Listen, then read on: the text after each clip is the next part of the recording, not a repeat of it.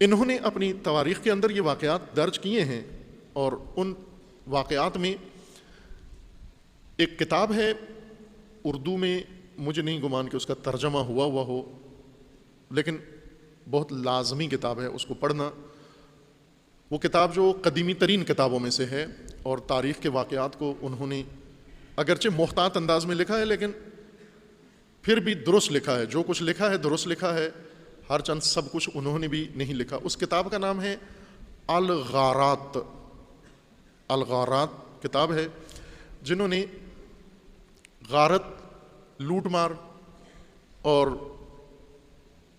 یہ حالات لکھے ہیں کہ امیر المومنین کی حکومت کے زمانے میں، اور امیر المومنین کے مخالفین نے، اور جو طبقہ امیر المومنین کے خلاف محاذ بنا، خصوصاً بنو امیہ، یعنی یہ کتاب لے لیں کہ صرف بنو امیہ کے بارے میں ہے، کہ بنو امیہ نے جو لوٹ مار مچائی اپنے عہد حکومت میں اور امیر المومنین کے خلاف۔ اس کتاب کا نام ہی یہی رکھا، الغارات، یعنی لوٹ مار، بنو امیہ کی لوٹ مار۔ اور اس میں انہوں نے جزئی واقعات لکھے ہیں کہ کیا کرتے رہے ہیں یہ۔ اگر آپ کو میسر آئی یہ کتاب، اس کو اپنے کتاب خانے میں رکھیں اور پڑھیں، لیکن میرے علم میں نہیں ہے کہ اردو میں یہ ہے، یعنی اصل متن اس کا عربی ہے، فارسی میں ترجمہ شدہ ہے، اردو کا مجھے علم نہیں ہے۔ چونکہ معتبر کتاب ہے اور بنیادی کتاب ہے، احتمالاً ہونا چاہیے ترجمہ اس کا، کسی نے شاید کیا ہو، لیکن میرے علم میں نہیں ہے۔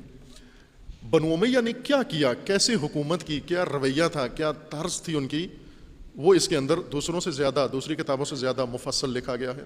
اسی طرح کتاب جو مسعودی نے جو کتاب تدوین کی ہے، اس کے اندر بھی مورخ ہے، اس نے دوسروں سے بہتر لکھا ہے، اگرچہ سب کچھ نہیں لکھا لیکن دوسروں کی نسبت بہتر لکھا ہے۔ وہ جو اسٹیبلشمنٹ کے مقررین تھے اور محررین و مؤلفین اور کالم نگار اور تاریخ نگار، ان سے بہتر لکھا ہے، اس طرح سے نظر انداز نہیں کیا واقعات کو جس طرح انہوں نے کیا ہے۔ ان واقعات میں امیر شام کے زمانے کے واقعات موجود ہیں۔ میں ایک واقعہ اشارہ کرتا ہوں، وہ یہ ہے کہ راوی جو نقل کرتا ہے یہ واقعہ، اس نے لکھا ہے کہ میرا باپ امیر شام کا نظریاتی طور پر مخالف تھا، یعنی متفق نہیں تھا اس کے طور طریقوں سے، لیکن ذاتی دوستی تھی ان دونوں کے اندر۔ وہ بعض اوقات ہوتا ہے جیسے دو بھائی ایک گھر کے اندر، ایک سیاسی اور جماعت میں ہوتا ہے، دوسرا اور سیاسی جماعت میں ہوتا ہے، لیکن ہیں دونوں بھائی ہیں، سگے بھائی ہیں، باقی تمام امور میں، نجی زندگی میں اور اپنی خاندانی زندگی میں یہ بھائی ہیں، لیکن سیاست میں الگ الگ بیٹھے ہیں۔ اسی طرح دو دوست بھی ہیں، دو دوست بعض اوقات سیاسی نظریہ الگ الگ ہوتا ہے لیکن باقی امور میں دوستی ہوتی ہے۔ یہ شخص لکھتا ہے کہ میرا باپ امیر شام کا ذاتی نجی دوست تھا، نظریاتی نہیں تھا، اور کبھی کبھار ملتا بھی تھا جا کر، اور جب یہ ملتا تو امیر شام کو بڑی خوشی ہوتی، وہ میرے باپ کے اعزاز میں بڑی بڑی دعوتیں اور کھانے اور دسترخوان چنوا دیتا، اور ہمیشہ دبے لفظوں میں تعریف بھی میرا باپ کر جاتا تھا امیر شام کی۔ یہ کہہ جاتا تھا کہ اتنا بھی برا نہیں ہے جتنا لوگ اس کو سمجھتے ہیں۔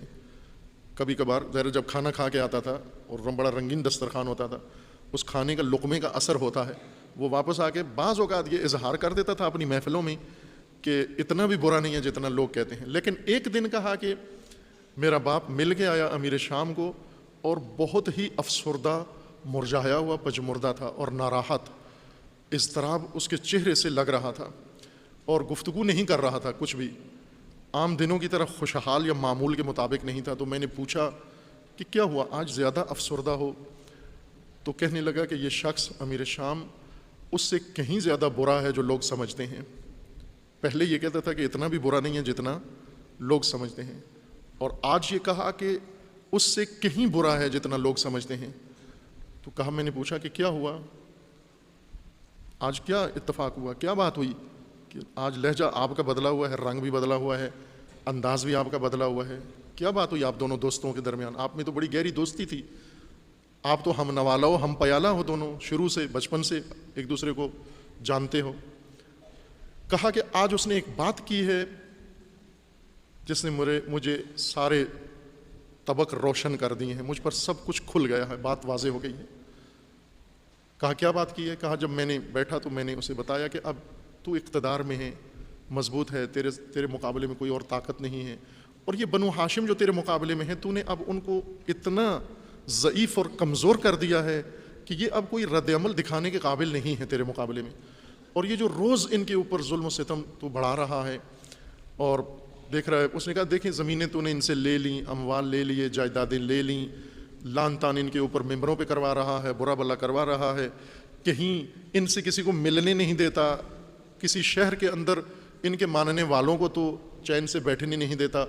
اور اب تو نے اتنا ان کو سختی میں رکھا ہوا ہے کہ یہ کسی رد عمل کے قابل نہیں ہے. بنو ہاشم صرف اپنی معمول کی خاندانی زندگی بسر کرنے دیں اس کو, اور اب تو تھوڑا سا اپنے رویے میں تبدیلی پیدا کر, ان کے اوپر جو ظلم کر رہا ہے وہ ختم کر. تو بفر گیا, غصے میں آ گیا امیر شام, اور غصے میں آ کر کہا کہ تو کیا کہتا ہے کہ یہ ختم ہو گئی ہیں؟ کس نے کہا ہے یہ ختم ہو گئے ہیں؟ کہا تو نہیں سنتا 5 وقت کی اذان؟ سنتا ہوں. کہا اس اذان میں نہیں سنتا کہ 5 وقت ہر مسلمان ہر نماز میں کہتا ہے اشہد ان محمد الرسول اللہ؟ کہا سنتا ہوں میں.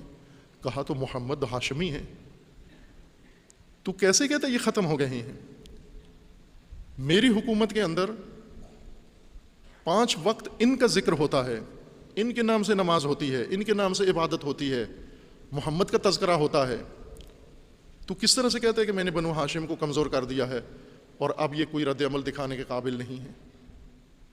اور اس کے بعد اس نے وہ جملہ بیان کیا افسوسناک, وہ عبارت بہت سخت عبارت. اس نے کہا کہ جب تک میں اس نام کو دفن نہ کر لوں میں چین سے نہیں بیٹھوں گا. جب تک یہ نام دفن نہ کر دوں میں, اس وقت تک میں چین سے نہیں بیٹھوں گا.